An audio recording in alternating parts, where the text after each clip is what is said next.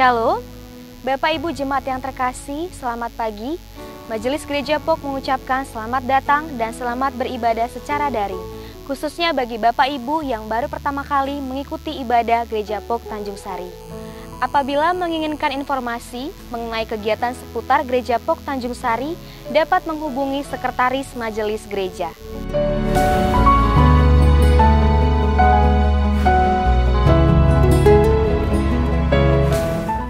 Pada hari ini kita memasuki minggu ketiga setelah Trinitatis yang akan dilayani oleh Bapak Pendeta Patut Sipahutar, Magister Teologia dari Gereja Kristen Protestan Indonesia sebagai pelayan firman dan beserta pelayan yang bertugas. Pada minggu ini kita diajak untuk menghayati tema membangun keluarga yang bahagia dan bersukacita di tengah pandemi COVID-19 saat ini.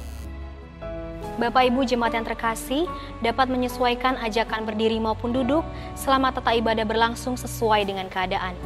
Sebelum ibadah kita mulai, marilah kita terlebih dahulu masuk dalam saat teduh.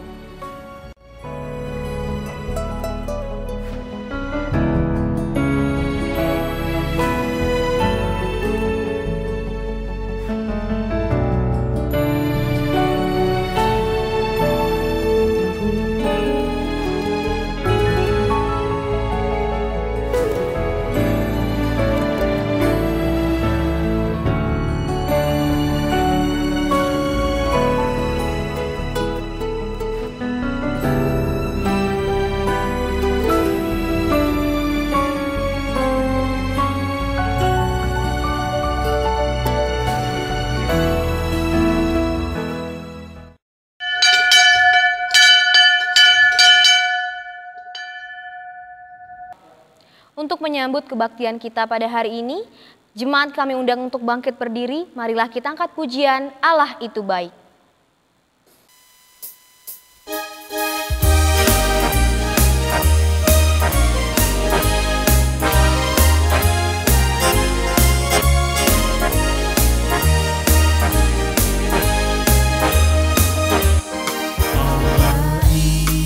Allah itu baik, sungguh baik bagiku, ditunjukkan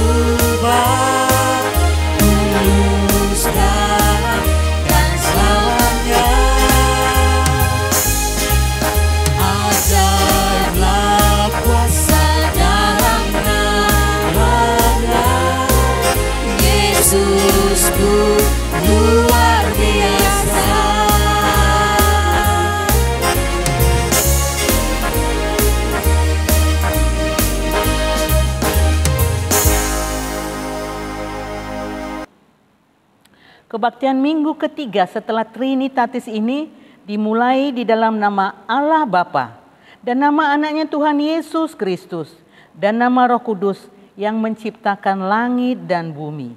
Amin. Aku mengasihi engkau dengan kasih yang kekal. Sebab itu aku melanjutkan kasih setiaku kepadamu. Haleluya.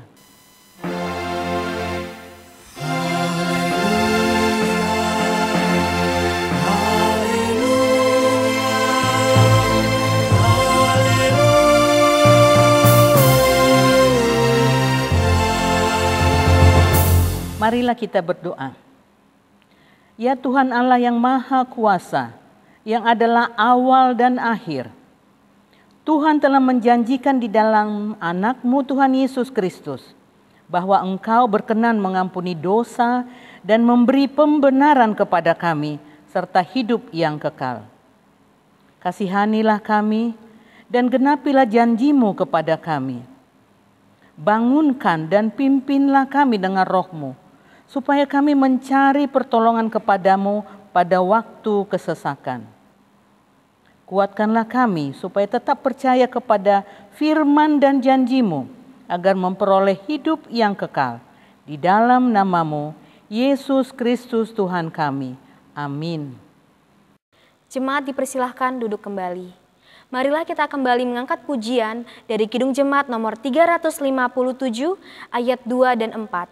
Dengar panggilan Tuhan.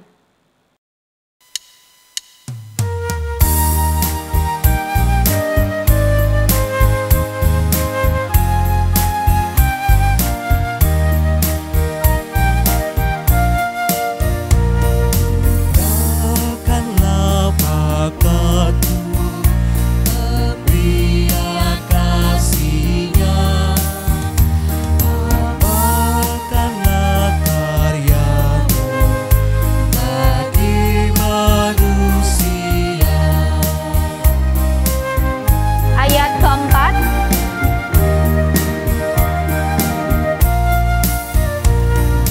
Berikanlah bantuan bagi sesamamu, pancarkan cahaya Tuhan di dalam hidupmu.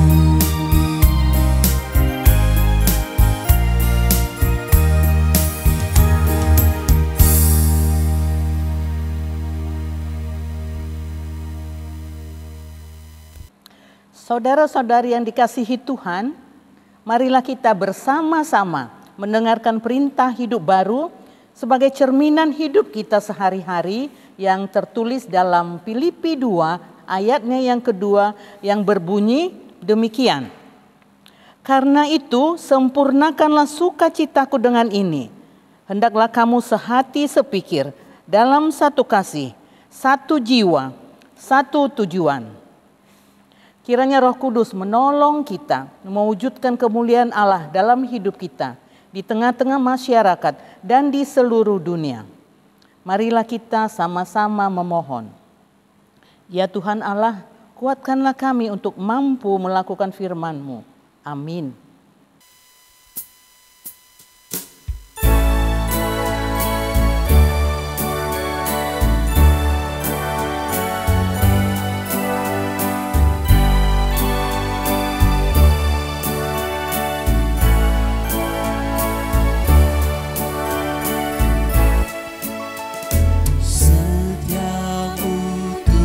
Tuhanku tiada bertara,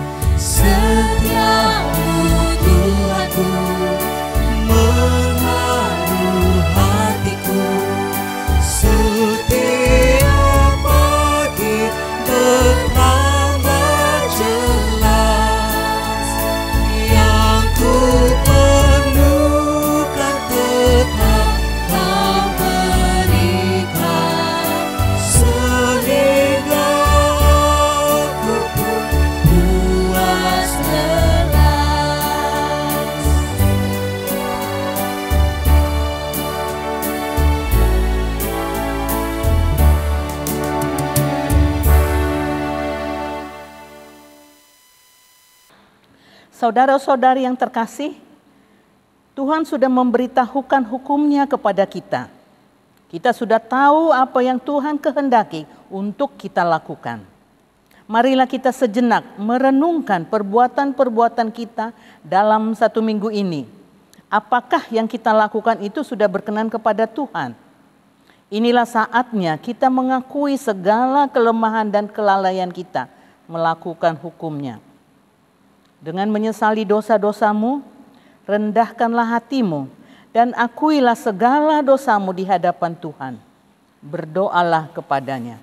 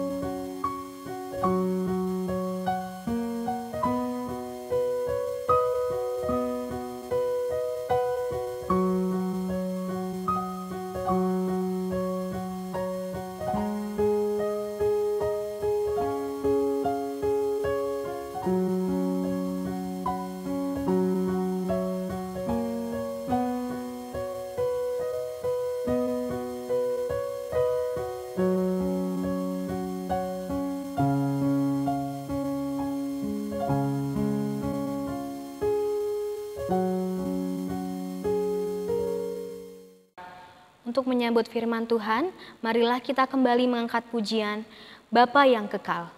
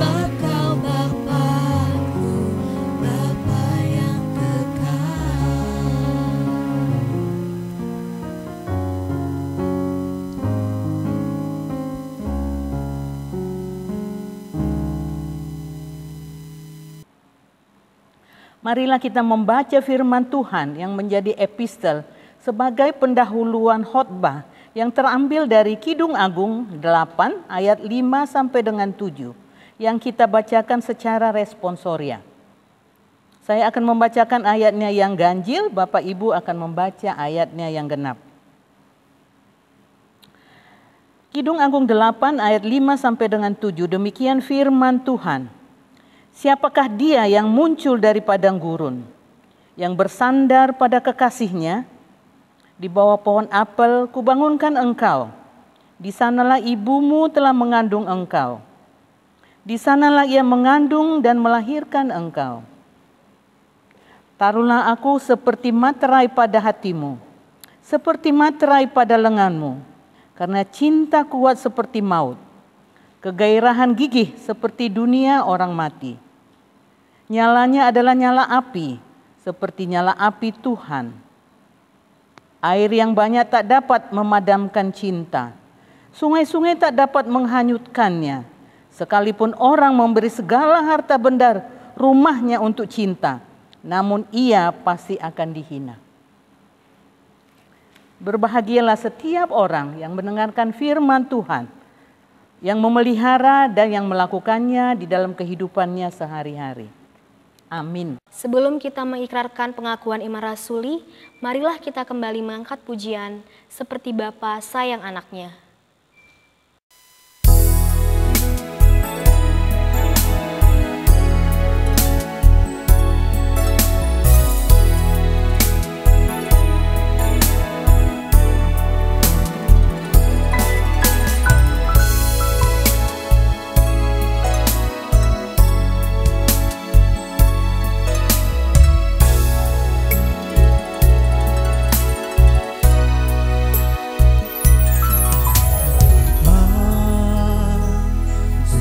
Sungguh kasih setiamu,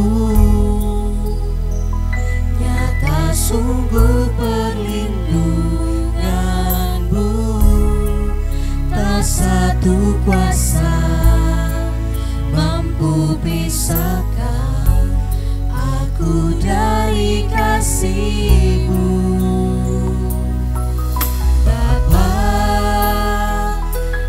Ajarku selalu hormati-Mu,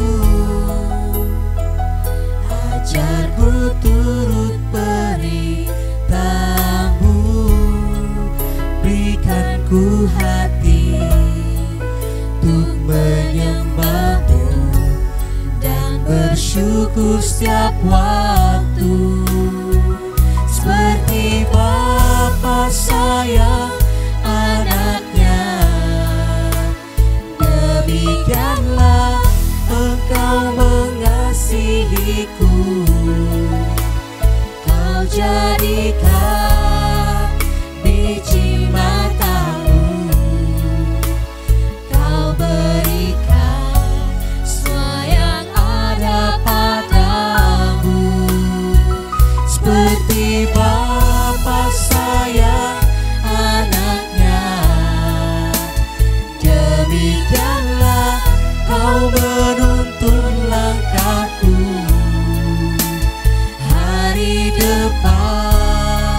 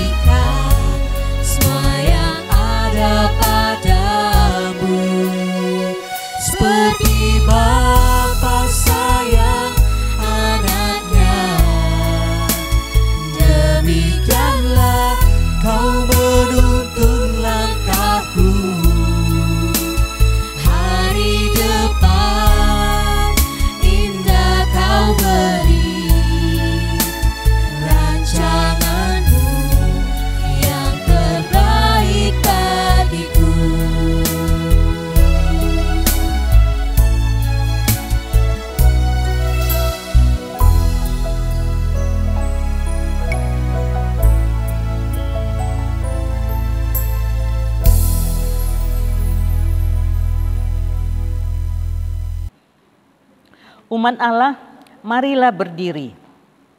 Bersama semua orang percaya di segala zaman dan berbagai tempat, mari mengakui iman percaya kita berdasarkan rumusan pengakuan iman rasuli. Dalam sikap sempurna, baiklah hati dan mulut kita berkata, Aku percaya kepada Allah, Bapa yang Maha Kuasa, Khalik langit dan bumi, dan kepada Yesus Kristus, anaknya yang tunggal Tuhan kita, yang dikandung daripada Roh Kudus, lahir dari anak darah Maria, yang menderita di bawah pemerintahan Pontius Pilatus, disalibkan, mati dan dikuburkan, turun ke dalam kerajaan maut. Pada hari yang ketiga, bangkit pula dari antara orang mati, naik ke surga, duduk di sebelah kanan Allah, Bapa yang Maha Kuasa, dan akan datang dari sana untuk menghakimi orang yang hidup dan yang mati. Aku percaya kepada Roh Kudus, gereja yang kudus dan am, persekutuan orang kudus, pengampunan dosa, kebangkitan daging, dan hidup yang kekal. Amin. Untuk menyambut renungan hari ini, marilah kita kembali mengangkat pujian dari Kidung Jemaat nomor 447, ayat 1 dan 3, dalam rumah yang gembira.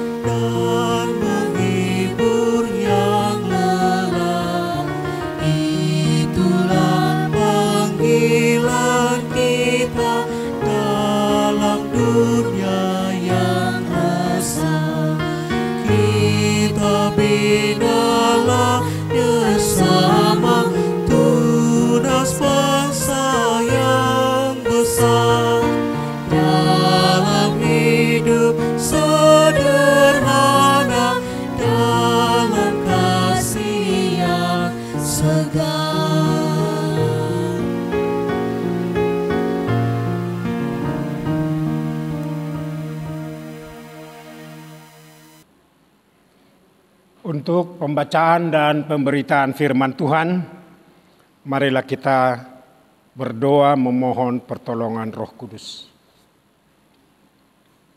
Tuhan Allah Bapa kami dalam Yesus Kristus, datanglah dalam kuasa Roh-Mu, menguasai hati, pikiran, dan tubuh kami, menguasai tempat kami dan lingkungan kami masing-masing, sehingga kami dalam keteduhan dapat menerima firman yang hidup daripada-Mu di dalam Yesus Kristus Tuhan kami.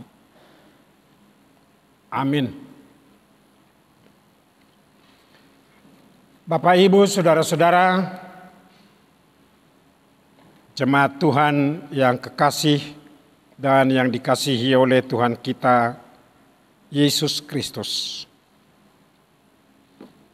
Pemberitaan firman Tuhan pada hari ini mengambil tema membangun keluarga yang bahagia.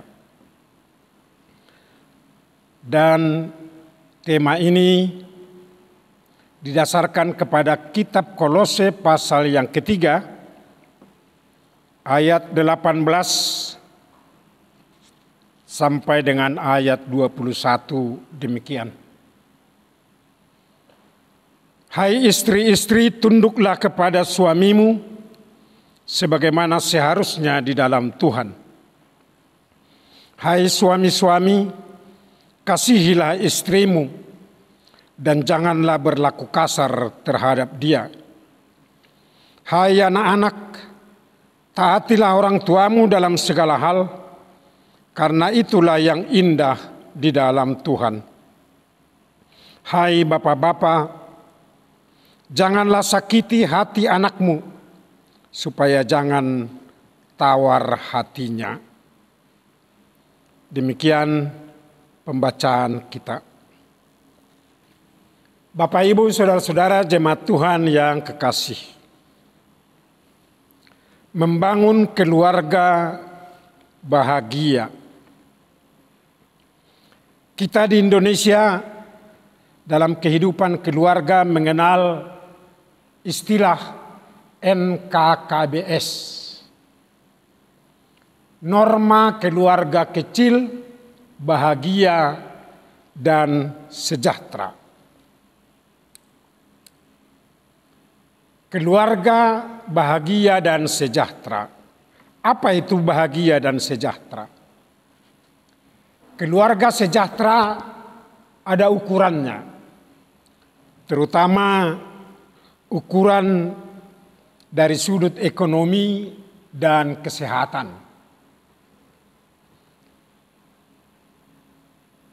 Sehingga kesejahteraan itu ada tingkatannya.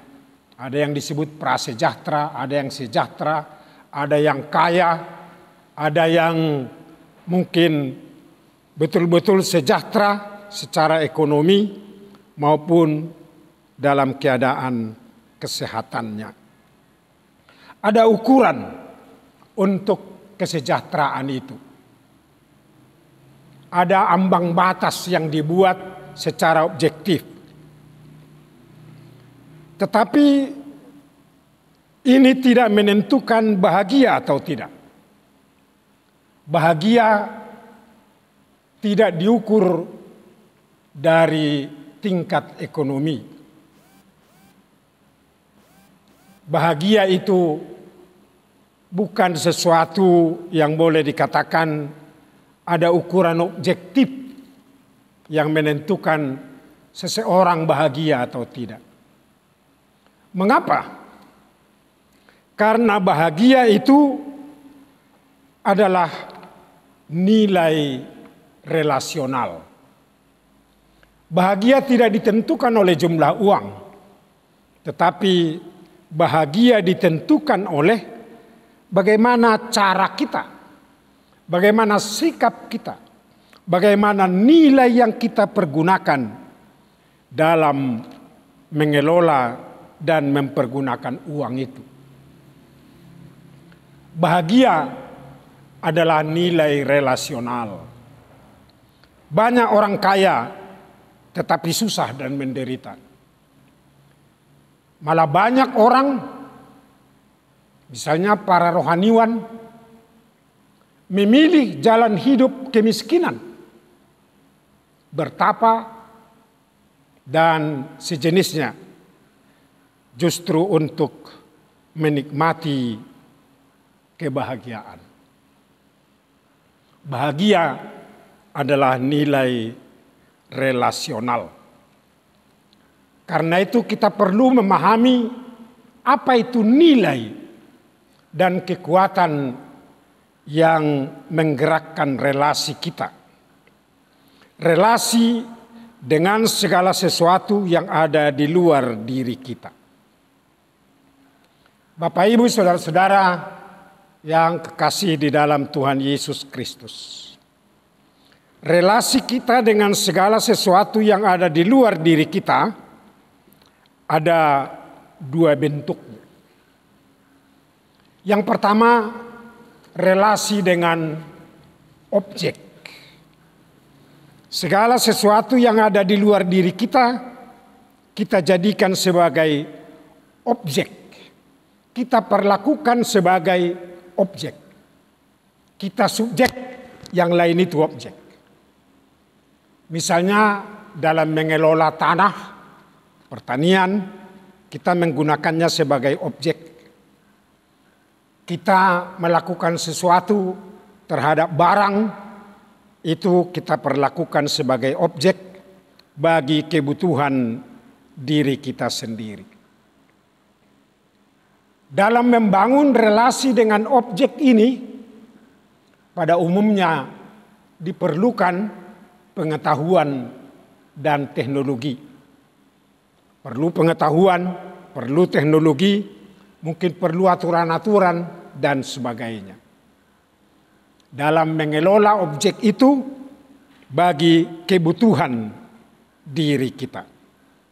Pokoknya segala sesuatu yang ada di luar diri kita dapat kita jadikan sebagai objek bagi diri kita sendiri. Relasi yang kedua adalah relasi subjek dengan subjek. Relasi dengan sesama manusia misalnya. Apakah orang lain itu kita anggap sebagai objek yang hanya memenuhi kebutuhan diri kita sendiri? Atau manusia lain itu sama dengan kita yang adalah subjek juga, yang punya perasaan sama dengan kita. Relasi antar subjek ini tidak cukup dibangun hanya dengan pengetahuan dan aturan-aturan. Relasi antar subjek harus dibangun atas dasar yang lebih dalam dari pengetahuan. Dalam Alkitab, relasi itu disebut dengan kata iman. Relasi kita dengan Tuhan, Tuhan bukan objek. Karena itu, dasar berelasi kita dengan Tuhan tidak cukup hanya pengetahuan. Relasi kita dengan Tuhan sebagai subjek yang punya kuasa dan kekuatan. Dengan kita sendiri sebagai subjek, relasi itu dibangun di atas dasar iman atau percaya. Seperti kita lihat dalam kisah Abraham. Abraham dalam relasinya dengan Tuhan tidak cukup hanya dengan kekuatannya, dengan kemampuannya, dan dengan pengetahuannya. Tuhan melatih Abraham untuk mengenali Tuhan dalam relasi iman. Iman itu apa? Iman itu adalah relasi subjek dengan subjek. Kita percaya kepada Dia karena Dia yang kita percaya itu memang dapat dipercaya. Dia benar, Dia dapat dipercaya. Itulah relasi iman. Maka relasi dengan sesama manusia seharusnya juga dibangun dengan iman.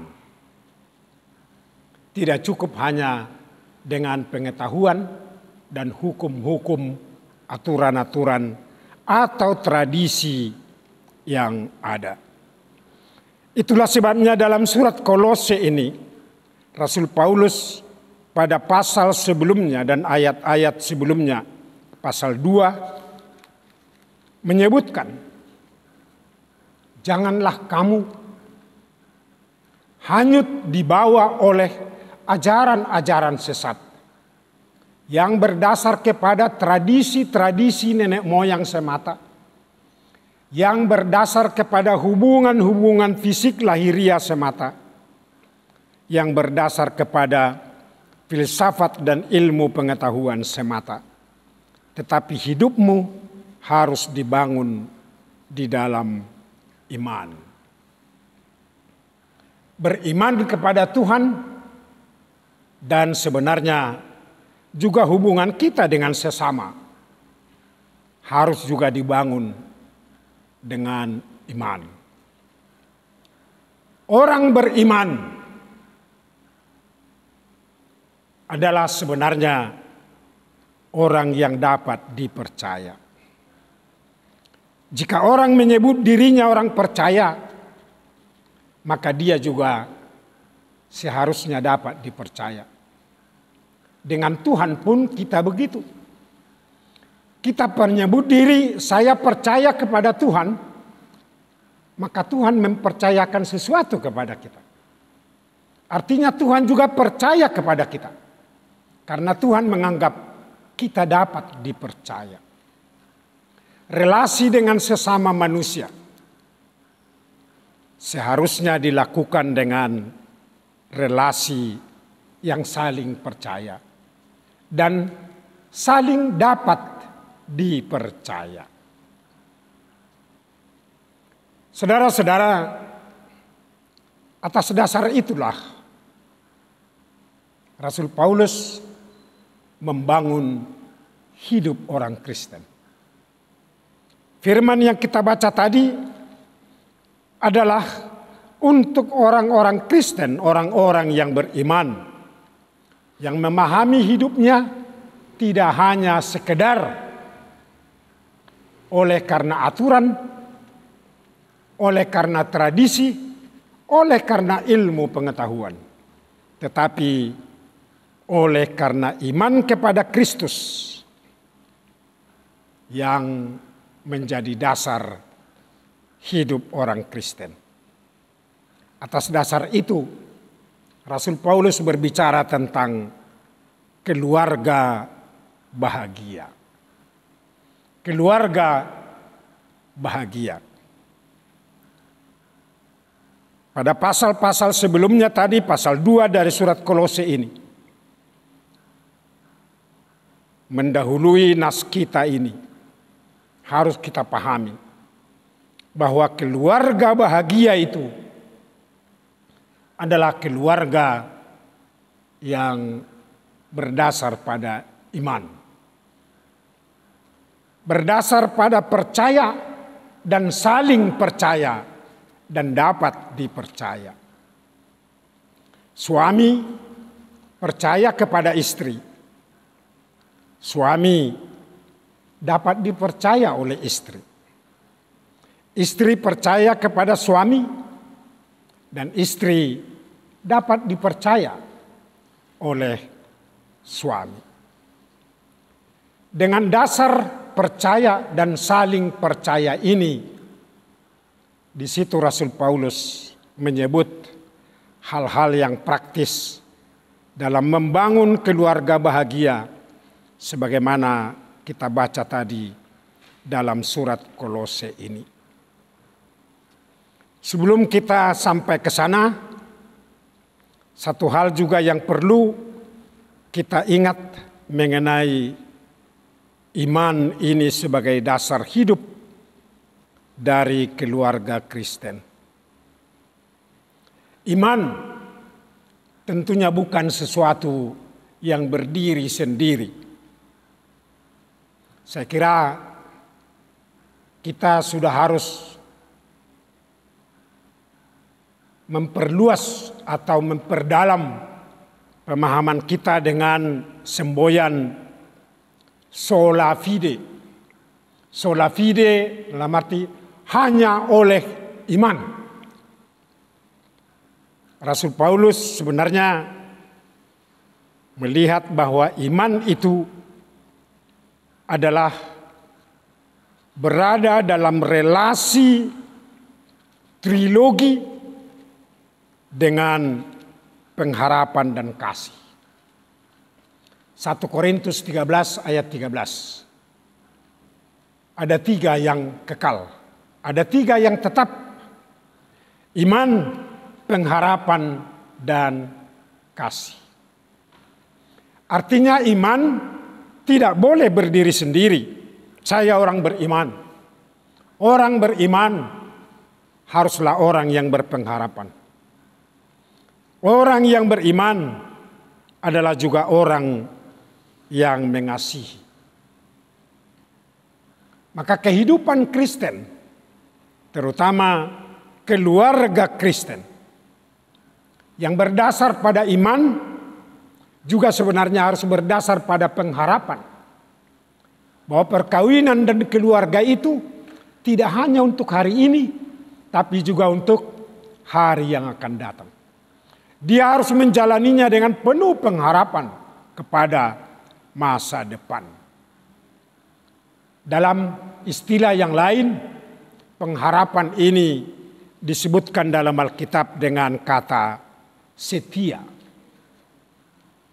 Iman setia, iman pengharapan, saling percaya dan itu dijalani terus dalam kesetiaan sampai selama-lamanya. Dan dalam menjalani itu, orang beriman juga menikmati dan menjalankan kasih di dalam hidupnya. Inilah dasar hidup orang Kristen, terutama di dalam hidup keluarga. Dalam nas yang kita baca tadi, membangun keluarga bahagia, disebutkan unsur-unsur dalam keluarga itu, yaitu suami, bapak-bapak, istri atau ibu, dan anak-anak. Bagaimana mereka berperan di dalam keluarga Allah itu. Yang pertama disebut, hai istri, tunduklah kepada suami. Saudara-saudara jemaat Tuhan, pada satu pertemuan mendiskusikan tentang gender, pernah seorang peserta berbicara dan mengusulkan, dia katakan, sebaiknya ayat ini, Kolose 3 ayat 18 itu, yang sama juga dalam kitab Efesus pasal 5 ayat 22, dia katakan, sebaiknya ayat itu dihapus katanya dari Alkitab. Atau kalau tidak dihapus, ya setidaknya jangan dibacakan lagi lah, jangan dihotbahkan katanya. Karena itu merendahkan kedudukan perempuan katanya. Hai istri, tunduklah kepada suami. Tentang ayat ini saudara-saudara, kita perlu memperhatikan ada dua istilah yang berbeda di dalam teks kita. Hai istri, tunduklah kepada suami. Hai anak-anak, taatlah kepada bapak atau orang tua. Tunduk dan taat. Dalam bahasa Yunani disebut hupotasesto dan hupakueto. Kata tunduk justru memperlihatkan kesetaraan gender. Kesetaraan antara laki-laki dan perempuan. Kesetaraan suami dan istri. Karena itu suami dan istri dalam menjalankan kehidupan keluarga, dalam kesetaraan itu semestinya selalu dalam relasi musyawarah. Sebagaimana kita ketahui, jika musyawarah tidak tercapai, bagaimana mengambil keputusan? Tentunya adalah voting. Nah sekarang bagaimana voting dilakukan antara suami dan istri yang hanya dua? Votingnya tentu satu-satu. Tidak akan ada keputusan. Tetapi dalam hal ini disebutkan dengan istilah tunduklah. Berilah keutamaan kepada suami untuk mengambil keputusan. Hanya keutamaan seperti itulah yang kita temukan dalam ayat ini. Bukan dalam hubungan antara tuan dan hamba, tuan dan budak, laki-laki dan perempuan, superior dan inferior. Hidup keluarga Kristen, suami dan istri adalah hidup yang setara. Karena itu, suami sebagai penanggung jawab, dia diberi hak utama dalam menjalankan keluarga. Dalam kitab Efesus disebut, dia adalah kepala istri. Yang sebenarnya bukan hanya kepala istri yang dimaksud, tapi adalah kepala keluarga. Istilah ini berlaku saya kira sekarang di seluruh dunia, bahwa suami adalah kepala keluarga. Artinya dia adalah penanggung jawab. Dalam bahasa ibadah, dalam bahasa keluarga Kristen, suami itu adalah imam dalam keluarga. Dia adalah pengendali utama, bukan sebagai tuan atau diktator dalam keluarga, tapi dia adalah penanggung jawab utama yang harus menjalankannya dalam kesetaraan dengan istri atau ibu rumah tangga. Saudara-saudara, para pendengar yang kami kasihi dimanapun kita berada.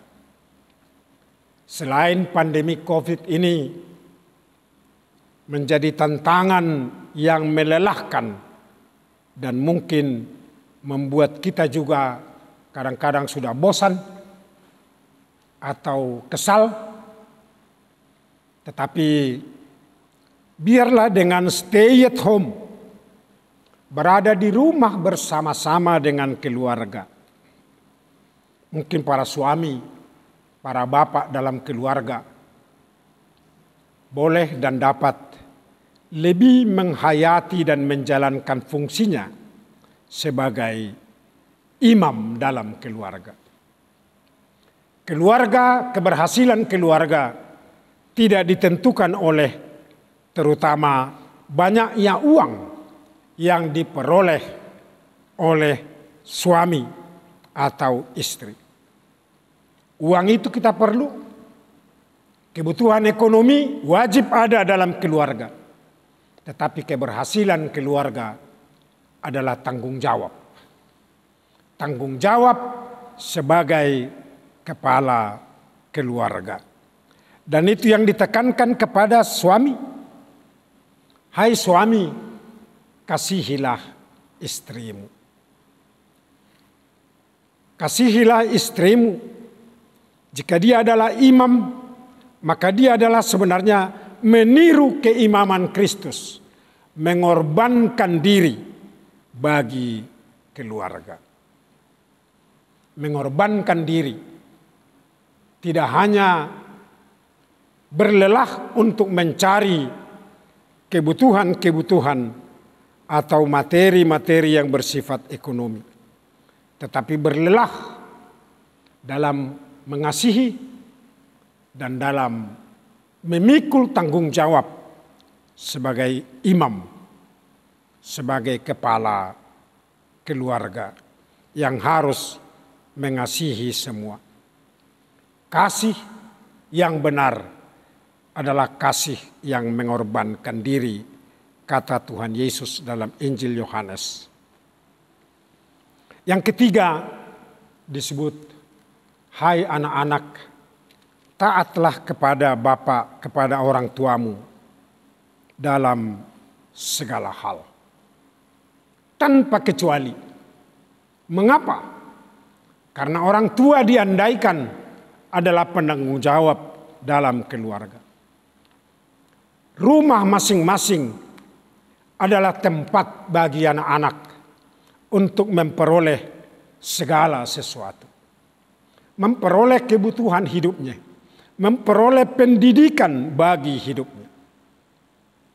Tempat pendidikan yang utama bagi anak-anak adalah rumah dan keluarganya, bukan sekolah. Sekolah diperlukan, tetapi yang paling utama mendidik anak-anak adalah orang tua dan rumah masing-masing. Sekali lagi, dalam situasi yang kita alami pada saat ini, di tengah-tengah pandemi COVID ini, mungkin kita juga diminta oleh Tuhan untuk lebih menghayati dan mendalami ini. Bahwa rumah kita adalah tempat beribadah bersama anak-anak. Di mana 2 atau 3 orang berhimpun dalam namaku, aku ada di situ. Setiap keluarga Kristen adalah jemaat Kristus. Selain itu, dalam situasi ini juga mungkin kita lebih menghayati bahwa rumah kita masing-masing adalah tempat pendidikan, tempat belajar bagi anak-anak bersama dengan orang tuanya.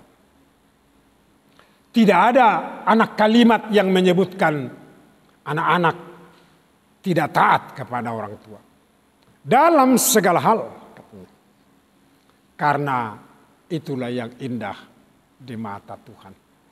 Dasar ketaatan itu kepada orang tua adalah fungsi keluarga, fungsi orang tua bagi keluarga Kristen. Karena itu pengajaran ini jangan juga diberi anak kalimat. Jangan misalnya mengatakan, hai anak-anak, tunduklah kepada orang tua selama orang tuamu baik-baik. Kalau orang tuamu tidak baik, memberontaklah, lawanlah. Tidak ada itu. Kalau ada orang tua yang tidak menghormati dan tidak mengasihi anak-anaknya, bukan anak-anak yang harus diajar memberontak kepada orang tua.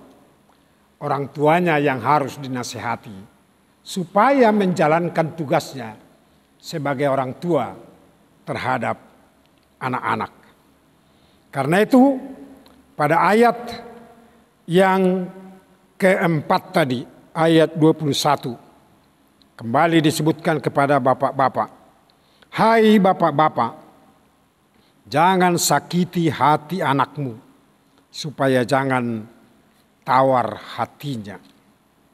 Jangan sakiti hati anakmu. Artinya jangan membuat anak-anak menjadi lemah. Jangan membuat anak-anak tidak bersemangat. Jangan membuat anak-anak menjadi lesu. Jangan membuat anak-anak menjadi jengkel. Jangan membuat anak-anak menjadi depresi. Tetapi tuntunlah anak-anak kepada masa depan yang penuh pengharapan dan penuh dengan kasih. Keluarga Kristen yang berdasar pada iman, pengharapan, dan kasih. Ini dasar utama yang harus dibina dan diteruskan kepada anak-anak. Supaya setiap keluarga Kristen hidup dalam iman, pengharapan, dan kasih. Bukan hanya hari ini, tetapi untuk seterusnya. Suami, istri, dan anak-anak hidup berdasar kepada iman, pengharapan, dan kasih kepada Kristus dan terhadap sesama.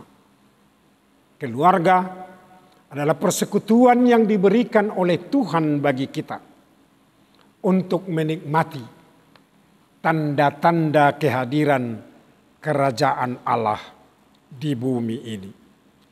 Damai sejahtera, sukacita, keadilan, pengharapan, dan kasih. Karena di dalam keluarga itulah sesungguhnya kita harus mewujudkan identitas kehidupan kita yang benar di hadapan Tuhan dan di hadapan sesama. Kiranya firman ini menuntun kita ke masa depan, baik para orang tua dalam membimbing dan menuntun anak-anak, sehingga semuanya masa depan dapat kita raih oleh semua generasi. Tidak hanya bermodalkan uang, bermodalkan pengetahuan dan teknologi yang dipelajari di sekolah. Keberhasilan hidup kita dan anak-anak kita, kebahagiaan hidup kita dan anak-anak kita hari ini dan masa depan bergantung kepada bagaimana kita membangun relasi dengan objek yang ada di sekeliling kita, baik itu uang dan harta benda, terutama membangun relasi kita dengan sesama manusia. Relasi yang terdekat dengan sesama itu adalah relasi dalam rumah dan keluarga kita. Kiranya firman ini menjadi berkat yang menguatkan dan meneguhkan kehidupan setiap keluarga Kristen, sekalipun di dalam kesulitan. Kadang-kadang justru di dalam kesulitan itulah kita menikmati bahagia. Di dalam kesulitan dan tantangan itu kita menikmati kasih. Kita menikmati pengharapan. Kita menikmati kesetiaan. Kiranya Tuhan dalam kuasa rohnya memeteraikan firman ini dalam hidup kita masing-masing. Amin. Kita berdoa. Tuhan Allah Bapa kami dalam Yesus Kristus, terima kasih atas firman-Mu yang menghibur kami di tengah-tengah kehidupan dunia ini, yang disuguhi berbagai pengajaran, berbagai cara hidup, berbagai godaan-godaan duniawi yang sesungguhnya adalah membawa hidup kami kepada kesesatan dan kesusahan. Berkatilah firman-Mu ini bagi setiap yang mendengar, agar keluarga kami masing-masing dibaharui, dihiburkan, dan diteguhkan menjalani hari-hari yang akan datang. Terutama Tuhan di tengah-tengah pandemi COVID-19 yang mewabah di seluruh dunia ini pada saat ini, yang membuat kami masing-masing tidak dapat leluasa keluar rumah, tetapi kami lebih banyak tinggal di rumah, bekerja di rumah, dan bersekutu melalui rumah dan di rumah masing-masing. Pakailah kesempatan ini Tuhan, membangun kehidupan keluarga yang bahagia bagi umat-Mu dan bagi semua keluarga di dunia ini. Ya Tuhan, kami juga mau berdoa untuk masyarakat di sekeliling kami masing-masing, tetangga kami. Biarlah kami juga dapat menikmati relasi yang penuh dengan kasih, pengharapan, dan saling percaya. Relasi yang rukun dengan semua orang. Sehingga kami dapat mengatasi berbagai masalah yang ada secara bersama-sama dengan semua orang. Kami mau berdoa untuk pemerintah dan bangsa kami, terutama pada saat ini. Berilah mereka hikmat, berilah mereka kekuatan dan kemampuan untuk memberikan pelayanan yang terbaik kepada masyarakat dalam menghadapi tantangan yang ditimbulkan oleh COVID-19 saat ini.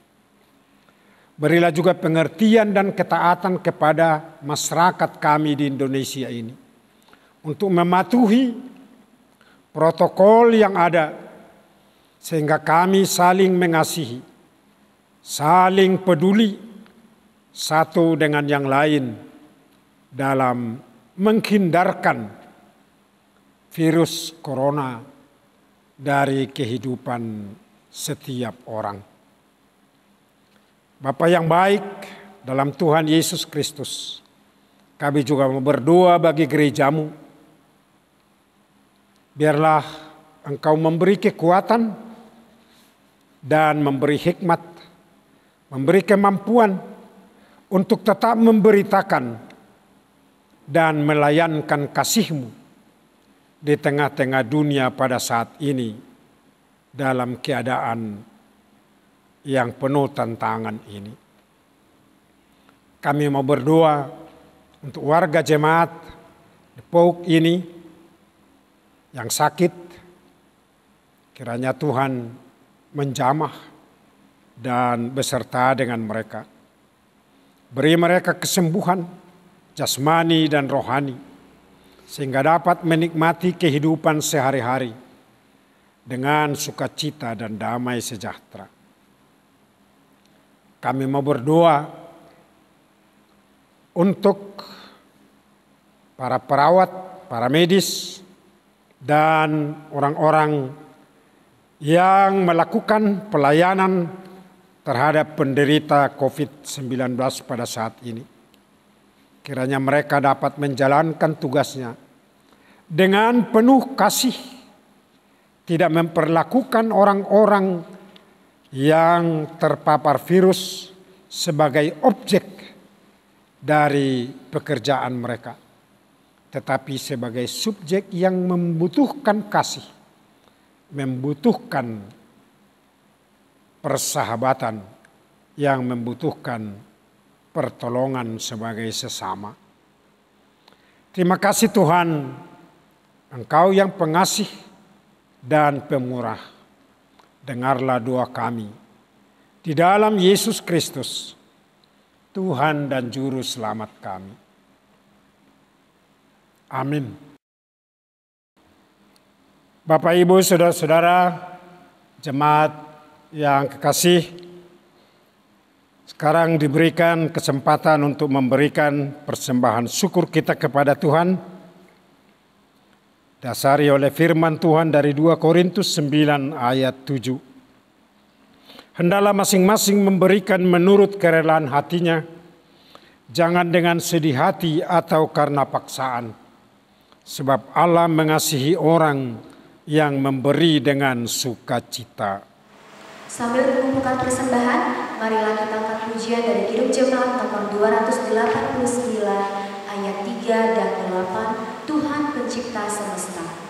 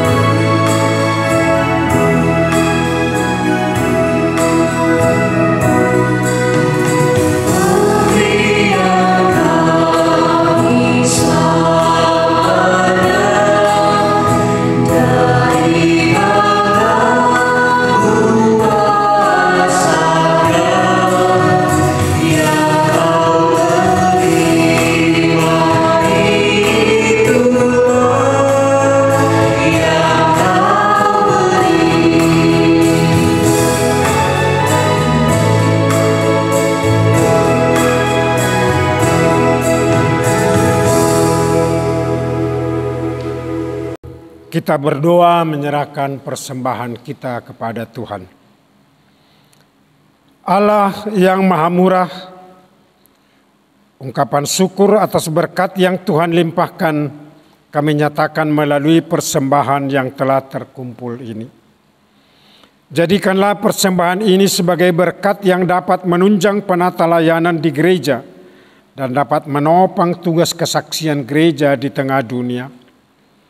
Berikanlah roh hikmat-Mu kepada setiap orang yang dipercayakan untuk mengelolanya, Dalam nama Tuhan Yesus kami memohon.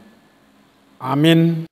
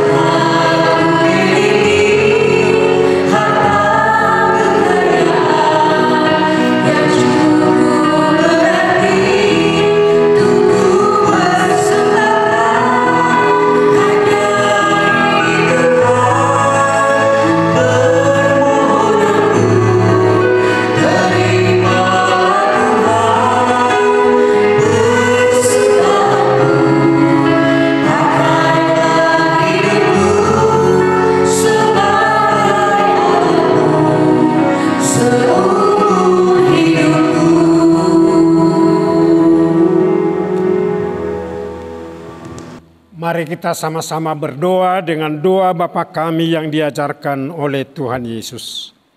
Bapa kami yang di surga, dikuduskanlah namamu. Datanglah kerajaanmu, jadilah kehendak-Mu di bumi seperti di surga. Berikanlah kami pada hari ini makanan kami yang secukupnya.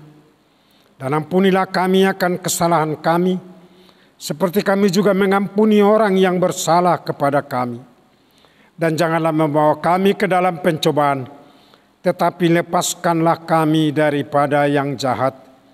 Karena Engkaulah yang punya kerajaan dan kuasa dan kemuliaan sampai selama-lamanya. Amin. Jemaat, pergilah dalam damai sejahtera, meneruskan pelayanan Tuhan melalui keluarga, melalui persekutuan, dan melalui aktivitasmu sehari-hari di dalam penyertaan dan berkat Tuhan. Tuhan memberkati engkau dan melindungi engkau. Tuhan menyinari engkau dengan wajah-Nya dan memberi engkau kasih karunia. Tuhan menghadapkan wajah-Nya kepadamu dan memberi engkau damai sejahtera.